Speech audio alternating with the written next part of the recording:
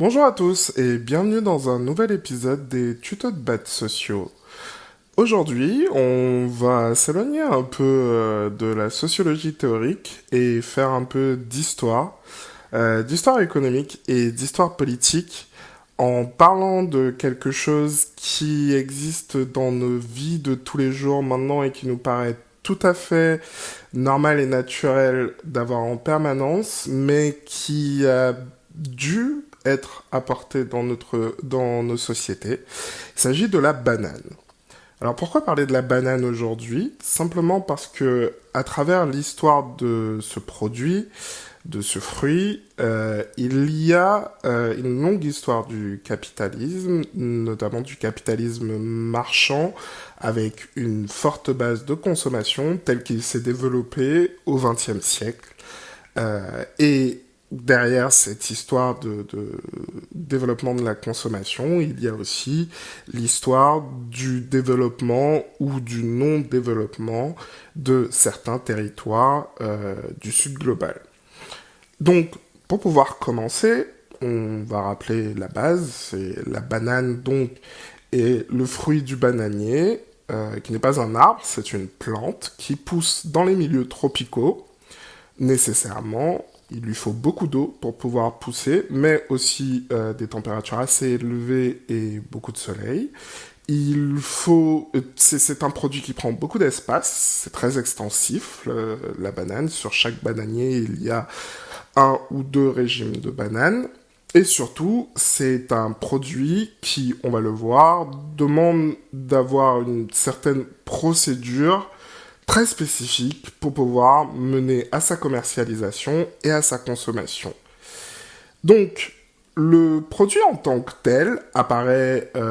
sur les étals, notamment américaines, nord-américaines et européennes, au milieu du 19e siècle et bien dans son dernier tiers. Il est au début, comme tous les produits tropicaux, à part le sucre qui s'est déjà démocratisé, le sucre et le café s'étant déjà démocratisés, les autres produits tropicaux, la mangue, l'avocat, sont des produits qui sont encore des produits de luxe. La banane est inclue dans ce procédé, et c'est pour une raison assez simple, c'est que les produits tropicaux, en plus les fruits tropicaux de la sorte pour la consommation, en plus d'être des produits qui viennent de loin, entre guillemets, donc les coûts de transport qui sont afférents, ce sont des produits qui sont très difficiles à conserver. La banane, la mangue, l'avocat, ce sont des produits qui mûrissent très rapidement, et qui dit mûrir très rapidement, dit pourrir très rapidement. Donc, ce sont des produits sur lesquels il va y avoir un premium de prix, par rapport à ce qu'ils représentent en termes de distinction, qui se voient justifiés, entre guillemets, par leur provenance et par les besoins qui doivent être mis en place pour pouvoir les importer. Bien évidemment, avec le développement d'une nouvelle classe moyenne supérieure qui n'est pas exactement bourgeoise, mais qui a tout de même du revenu disponible déjà dès la dernière décennie du 19e siècle en Amérique du Nord et en Europe, il y a une forme de début de démocratisation de la consommation de ces produits, et particulièrement de la banane, parce que c'est un produit qui est facile à transporter quand on le consomme en tant que consommateur, et qui en plus a un bon goût, qui est nutritif, et qui, du coup, à cette époque, en plus, a cet avantage d'être une forme de produit de distinction. Ce n'est pas encore exactement un produit de consommation de masse, mais juste assez pour que les entreprises autour y fassent des bénéfices réels. Comment est-ce que cette structure de production se met en place pour que les entreprises puissent en bénéficier pleinement? Eh bien, en fait, elle est détachée de la production agricole en elle-même au début.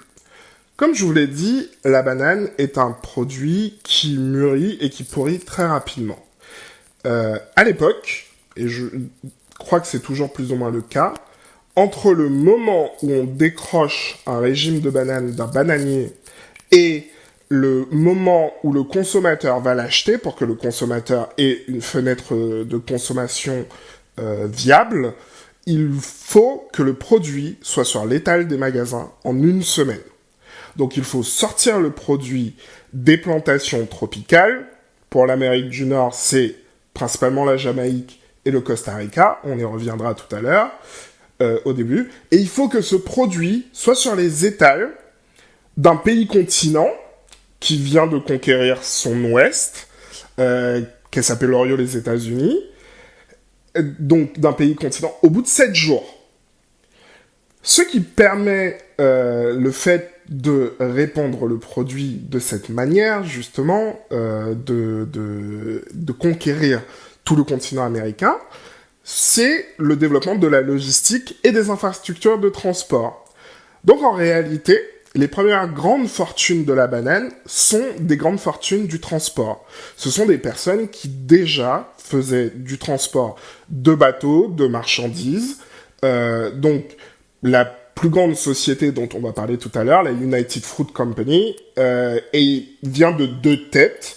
L'une des 2 têtes s'est développée dans des plantations en Jamaïque. Donc cette tête-là repose sur le fait que cette société était en fait une société de transport, tout simplement, de produits entre la Caraïbe et l'Amérique du Nord, qui a décidé par la suite d'acheter des plants de bananes en Jamaïque, de façon à intégrer son activité. Et c'est là qu'ils ont pu pleinement profiter de l'économie de plantation de la Jamaïque, qui était tout à fait pour pouvoir accueillir un produit, une matière première, un produit agricole unique comme la banane, grâce ou à cause, entre guillemets, de la gestion des terres sur place, de la gestion des travailleurs sur place. Et l'autre tête de l'United Fruit Company, en réalité, vient d'une société à qui on a donné un bail au Costa Rica pour pouvoir construire la première grande ligne de chemin de fer au Costa Rica. À cause de défauts de paiement du gouvernement costaricien envers cette entreprise, il se retrouve à hypothéquer des terres du Costa Rica à cette entreprise tout le long de la ligne de chemin de fer, que cette entreprise va faire fructifier en plantation de bananes. Ils avaient déjà remarqué que c'était un produit sur lequel ils pouvaient faire des revenus assez importants parce qu'ils le développaient pour leurs travailleurs au Costa Rica. Et donc, ils ont accès directement à ces terres le long des chemins de fer, ce qui permet une production très concentrée, très rapide, directement des plantations vers le chemin de fer qui mène à la côte. Encore une fois, on retrouve les bateaux qui ramènent en Amérique du Nord et le développement des chemins de fer en Amérique du Nord, aussi exceptionnel dans cette période-là, permet de mettre le produit, en fin de compte, sur l'étal des magasins en une semaine. Donc en réalité, le développement de la production de bananes et de sa consommation par la suite, parce que c'est aussi un produit dont la demande suit l'offre en réalité, puisque personne ne se réveille un matin et de lui-même dit « Tiens, je voudrais manger ce produit que je ne connais pas réellement et qui vient de milliers de kilomètres ». C'est un produit qui est poussé par ces entreprises. Et ce sont des entreprises qui, en réalité, ont cette force de frappe, cette capacité à donner de très grandes quantités et à investir beaucoup de capital en logistique, en marketing et en distribution, parce que, à la base, ce sont de grandes entreprises de transport, de logistique, derrière lesquelles il y a déjà beaucoup de capital mobilisé. Donc, ça c'est l'aspect au niveau du capital. Et au niveau du travail, il y a, bien sûr, comme je l'ai évoqué tout à l'heure, la réalité des économies de plantation de la Caraïbe et de l'Amérique latine notamment, qui sont basés à la base sur l'exploitation de la canne à sucre, principalement dans la Caraïbe, aussi en partie en Amérique latine, mais aussi d'autres produits agricoles de matières premières, comme le café, comme le coton, etc. Donc, ce sont des lieux où on va simplement, entre guillemets, remplacer les produits agricoles qui étaient produits auparavant sur place par de la banane et on va accompagner ce remplacement de la production bananière, de la production agricole, par le développement d'infrastructures entièrement conçues autour du fait de pouvoir distribuer les bananes. Donc les chemins de fer sont construits pour ça, les lignes de bateaux sont construites pour ça, mais surtout, principalement, toutes les infrastructures à l'intérieur du pays, tout ce qui est investissement et captation de capitaux étrangers vers le pays, se dirigent vers le développement de cette activité unique. Vous comprenez bien que lorsque les capitaux, surtout privés, se dirigent vers le développement d'une activité unique qui inclut à la fois la privatisation des terres et la privatisation des infrastructures de transport de façon à pouvoir garder son rythme de distribution stable, les choses qui vont souffrir sont les infrastructures dont la population a directement besoin, elle. Et ça joue un double jeu, puisque la population reste paupérisée, reste exploitée sous la même forme d'économie de plantation qui existait déjà, on peut continuer à avoir du travail peu cher pour ces exploitations bananières qui permettent de garder les prix de production complètement au sol au niveau du travail. On a déjà vu au niveau des capitaux que de toute façon, il s'agit de monopoles d'infrastructures et capitalistiques de base, et qui se reposent sur les structures sociales et sur les structures historiques de la colonisation pour pouvoir exploiter la population sur place, pour pouvoir exploiter la manière dont les infrastructures se sont développées sur place, de façon à permettre le développement d'une consommation de masse dans les pays du cœur impérial, en Amérique du Nord et en Europe de l'Ouest. C'est un point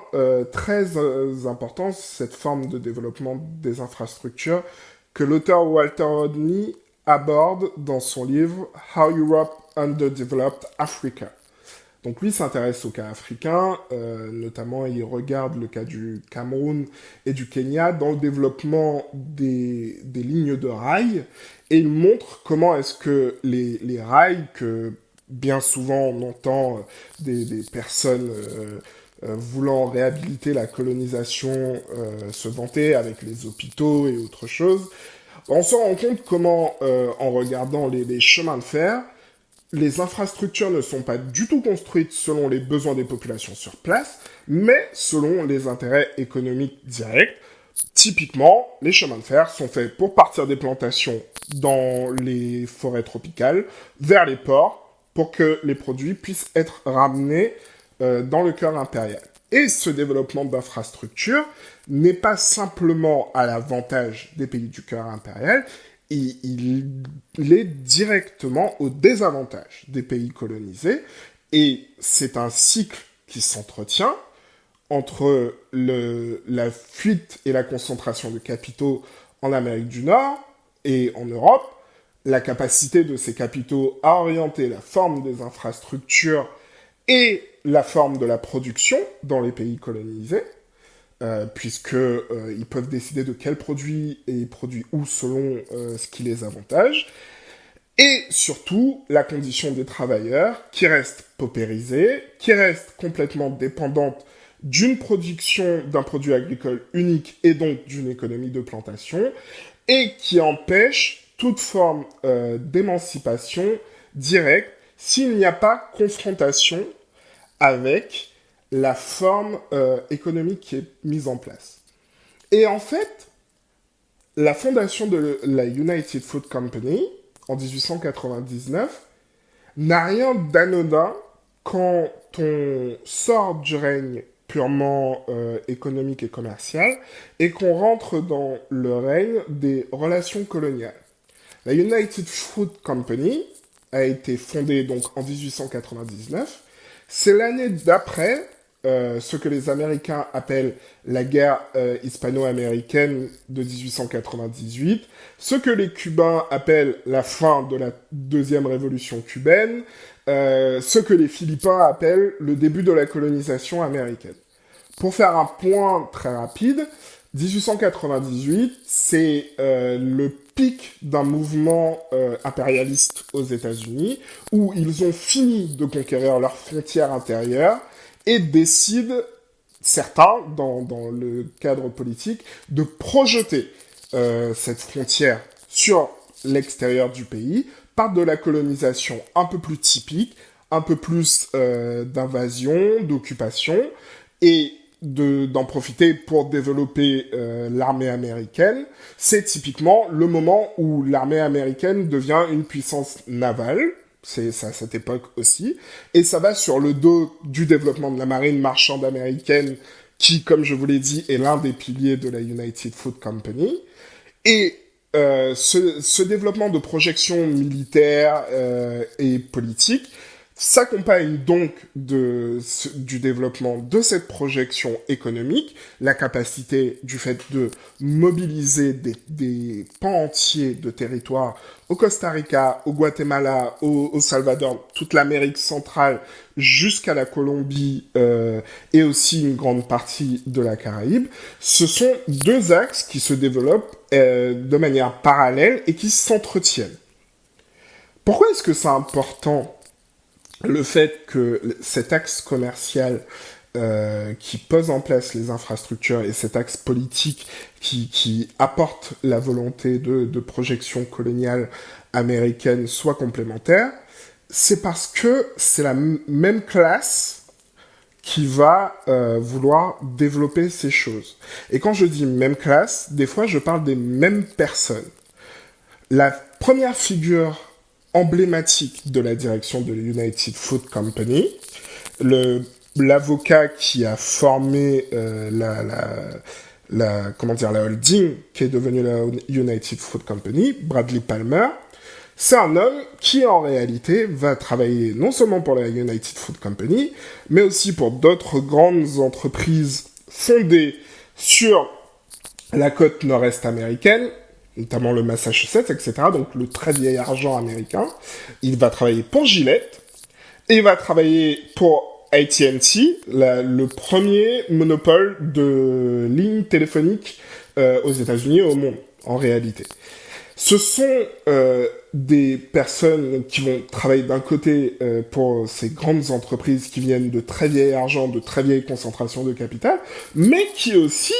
vont à côté de ça, dès la Première Guerre mondiale pour des personnes comme Bradley Palmer, et plus tard pendant la Seconde Guerre mondiale pour des dirigeants plus jeunes, travailler de manière très proche avec le gouvernement américain. Parce qu'il y a,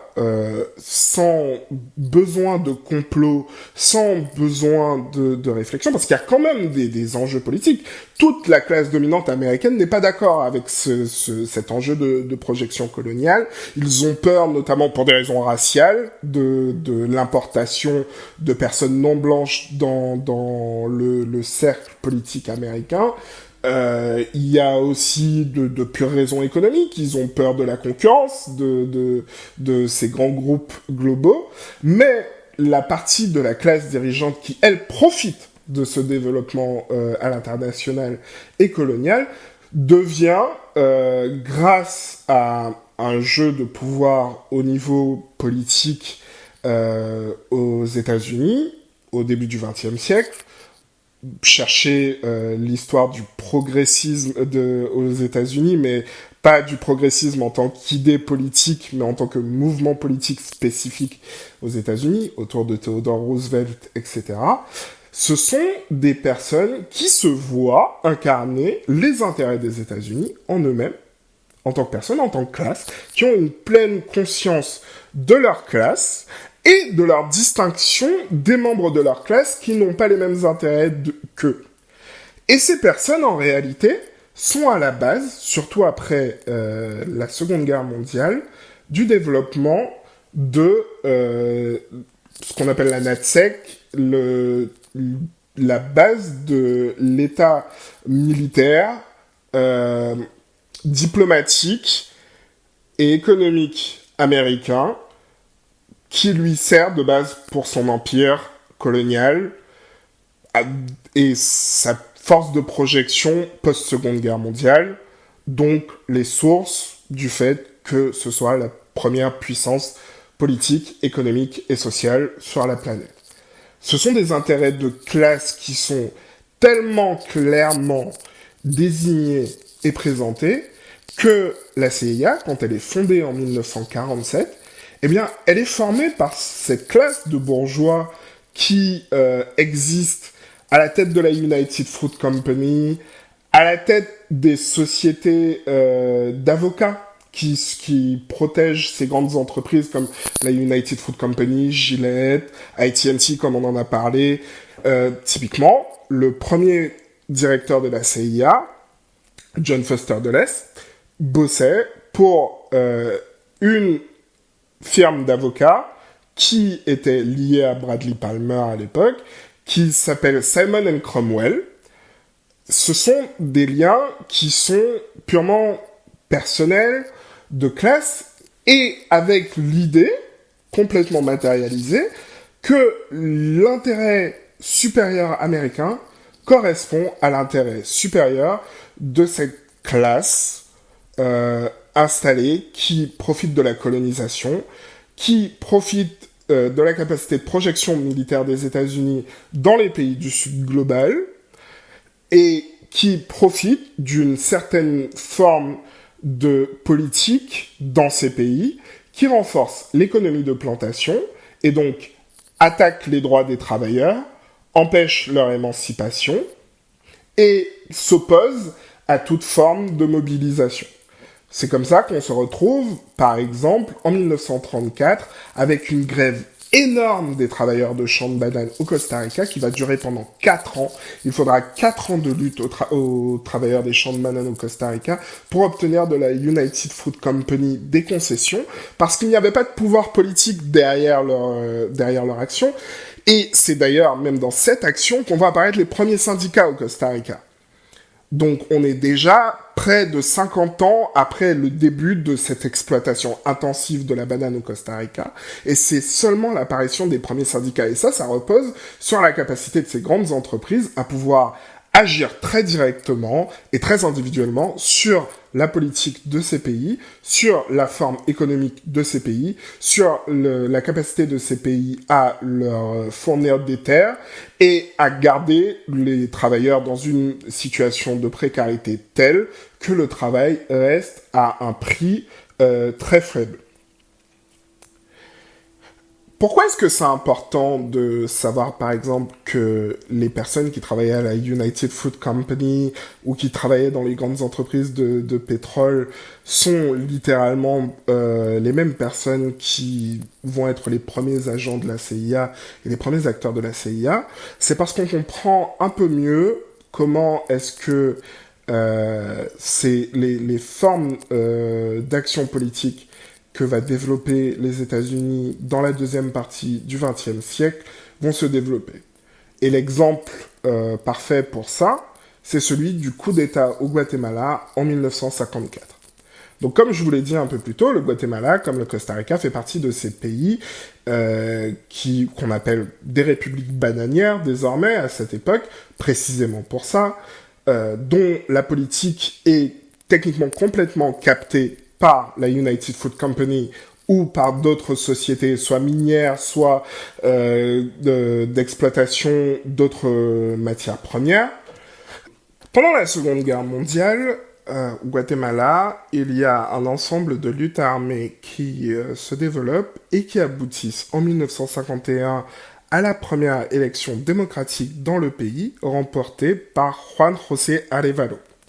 Celui-ci met en place un certain nombre de politiques qui profitent aux travailleurs, notamment la mise en place d'un salaire minimum et du suffrage presque universel,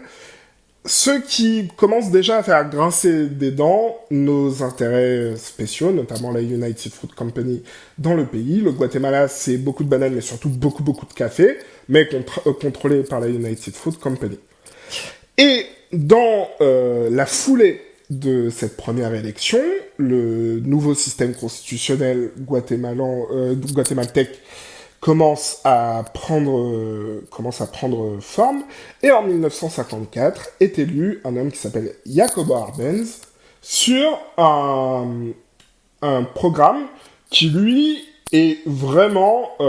radical, entre guillemets,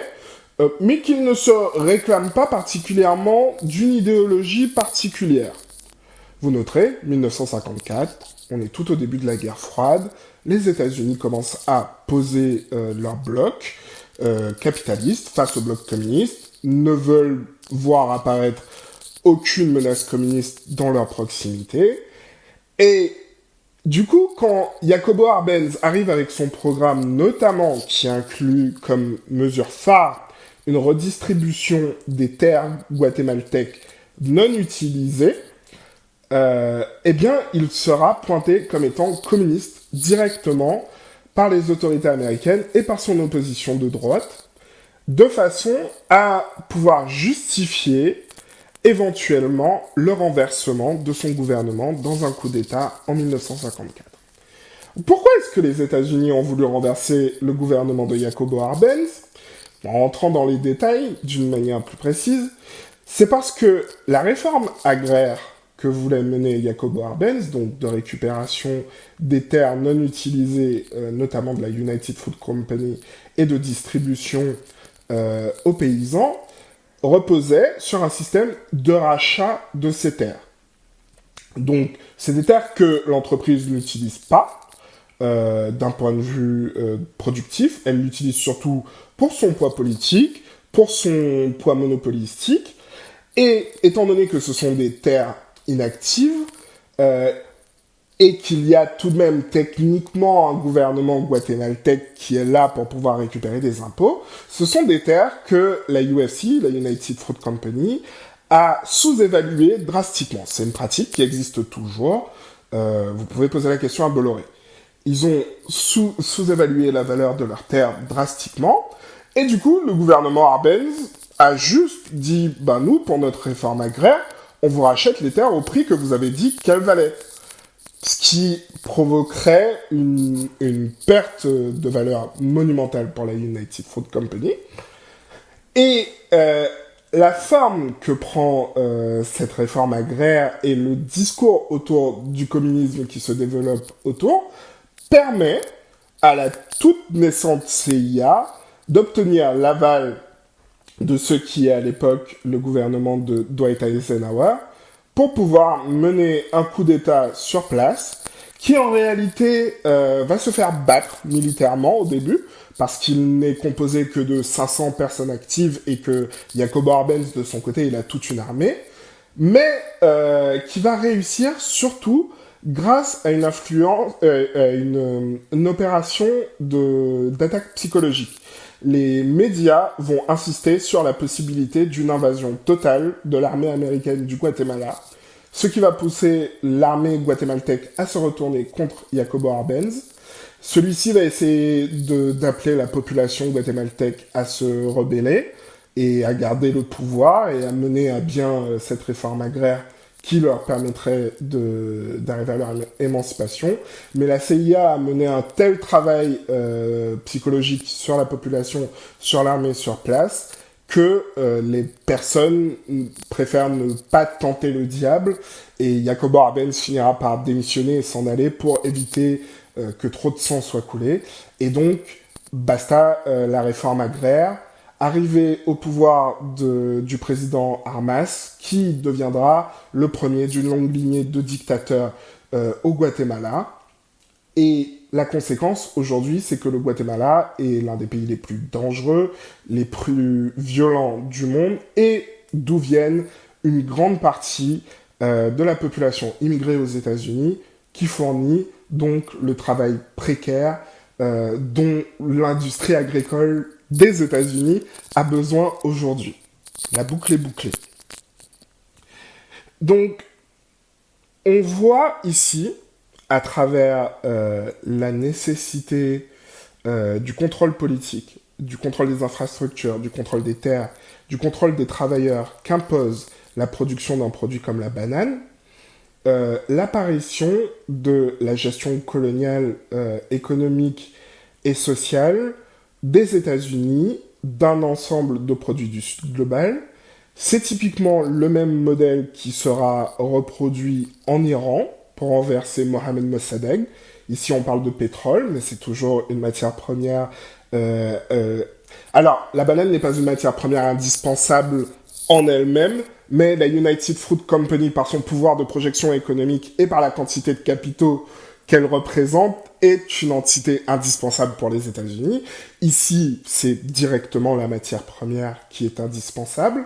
Donc, le coup d'État qui renverse Mossadegh en Iran est basé sur le même modèle. Et tous ces coups d'État que va tenter la CIA jusqu'à environ les années 60, après elle passe sur d'autres modes d'action, sont basés sur la réussite de ce coup d'État au Guatemala en 1954 et du coup d'État en Iran juste avant. Ce sont des choses que les États-Unis reproduisent parce qu'elles ont réussi dans les années 50 pour servir ce modèle-là. Qu'on pense que ça réussisse pour eux ou pas, ce sont des modèles qui créent beaucoup de déstabilisation politique dans les pays que ça touche, et qui, d'une manière générale, au moins jouent toujours le rôle d'empêcher l'émancipation des travailleurs sur place. J'aimerais terminer en faisant un petit parallèle entre cette histoire très américaine et l'histoire française de la banane, qui en réalité est très similaire. À la place des vieilles fortunes du nord-est américain, on retrouve les fortunes d'argent des Antilles, de la Martinique principalement, qui possèdent la majorité des terres en Martinique et en Guadeloupe, et qui, face aux crises successives du sucre dans les années 30, remplacent petit à petit une plus grande partie de leurs exploitations de sucre par des exploitations de bananes. Sauf que, entre le coût du travail dans les départements français comparé à l'Amérique du Sud et les superficies mobilisables, la banane française, entre guillemets, la banane des béquets, n'est pas du tout rentable. Mais absolument pas. C'est une industrie qui n'existe que par les subventions données par l'État français. Pourquoi est-ce que l'État continue à donner des subventions à une industrie qui ne fonctionne pas, me poserez-vous la question. Officiellement, c'est parce que l'économie de la Guadeloupe et de la Martinique souffrirait trop de la disparition de l'industrie de la banane. Quand on regarde la composition notamment de qui travaille dans les exploitations, ce sont principalement des travailleurs sans papier, qui n'ont pas de protection sociale, qui ont une très faible capacité de consommation et qui probablement gagneraient plus à être protégés en tant que travailleurs d'une manière générale que à ce qu'on protège les exploitations de bananes. Donc pourquoi est-ce que l'État continue à donner des subventions aux béquets autour de ces exploitations? C'est tout simplement parce que les entreprises béquets sont des planches à billets, des planches à liquidité qui permettent, elles aussi, la projection économique de la France. Le groupe Bernard Hayot, typiquement le plus grand groupe béquet qu'on connaisse, est un groupe qui a des intérêts commerciaux en République dominicaine, en Amérique centrale, au Maroc, en Chine, et c'est un groupe, ce sont des personnes qui sont très liées avec les pouvoirs politiques à Paris. Ça n'est pas anecdotique si ces personnes reçoivent cet argent, mais aussi que la France considère que le développement de ces groupes participe de sa capacité de projection économique. C'est parce que ce sont des liens qui existent littéralement depuis le XVIIIe siècle entre le pouvoir central et ses forces d'argent, comme les liens qui existent littéralement depuis le XVIIIe siècle entre les grandes forces d'argent du nord-est américain et le pouvoir central américain, qui s'entretiennent et qui sont des parties de la classe dominante qui profitent de la forme actuelle de la mondialisation et qui profitent de la possibilité de tirer des liquidités des économies de plantation, des conditions faibles des travailleurs, pour pouvoir mobiliser leur capital et se projeter économiquement. En conclusion, d'habitude, je vous donne, comment dire, un plan d'action collectif que l'on pourrait suivre pour pouvoir changer le cours des choses autour de cette question. Ici, la question, elle retombe vraiment sur la forme de la consommation et sur comment est-ce que la consommation dans les pays du cœur impérial a été formée par les structures coloniales qui existaient déjà auparavant. Agir sur ces structures est de toute façon le projet final de tout projet émancipateur. On va pouvoir revenir à plein de reprises sur des manières spécifiques d'agir sur ces structures, mais vous remarquerez qu'aujourd'hui, je vous ai parlé de grandes entreprises qui mobilisent de grandes quantités de capital pour pouvoir pousser la demande avec leur offre. C'est assez rare que je propose ce type de solution, mais sur cette question, personnellement, à un premier niveau, je ne vois que l'action qui peut être collective, qu'on peut concevoir collective entre nous, mais qui reste de l'acte individuel de refuser la consommation de ces produits. Refuser la consommation des produits tropicaux. Refuser la consommation de produits qui proviennent de plantations où tout le système économique et politique est fait pour garder en exploitation les travailleurs sur place. Comme on refuse la consommation de ces produits quand ils viennent des terres volées aux Palestiniens. Exactement pour la même raison, parce qu'on peut se passer d'un avocat palestinien, on peut aussi se passer d'un avocat mexicain, on peut se passer d'une banane costarricaise, on peut se passer d'un ananas colombien. Ce ne sont pas des produits dont on a besoin pour pouvoir survivre, ce sont des produits que des grands intérêts de capitaux ont fait rentrer dans notre quotidien pour pouvoir normaliser la consommation d'un produit comme la banane, dont, je vous rappelle, pour qu'il soit consommable, il faut qu'il sorte à des milliers de kilomètres de chez vous et arrive sur l'étal de votre supermarché en une semaine. Dans tout un processus logistique qui non seulement n'est pas viable écologiquement, mais qui socialement repose sur l'exploitation de toute une partie de la planète. Je pense que c'est une action individuelle qui, d'une part, est facile à faire, et d'autre part, qui, comme pour le boycott des produits venant des terres volées de Palestine, peut permettre une action collective plus globale, si on s'organise autour de ces choses, si on s'organise autour du fait de s'opposer à ce qui est aujourd'hui la marque Chiquita, c'est le nom de la nouvelle de la marque United Fruit Company aujourd'hui, mais aussi les bananes des Békés par exemple. Plutôt que de voir leur campagne de promotion de la banane française comme étant un argument marketing, le voir comme étant un argument pour laisser le produit. Et ça vaut pour tout un ensemble de produits, comme on en a parlé tout à l'heure, les avocats, les mangues, etc. J'espère que vous aurez retiré quelque chose d'historique et aussi en termes d'action de cet épisode.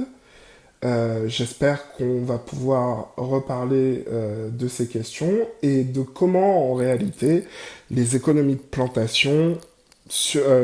existent toujours, même si elles ne sont plus ouvertement composées uniquement d'esclaves avec un maître sur place. Dans la forme de l'économie politique, elles existent toujours et et elles reposent toujours sur le fait que les travailleurs sur place aient des conditions horribles de façon à permettre le plus de profit possible. Voilà, je vous remercie. C'est la fin de ce tuto. Et je vous souhaite une bonne semaine et au revoir.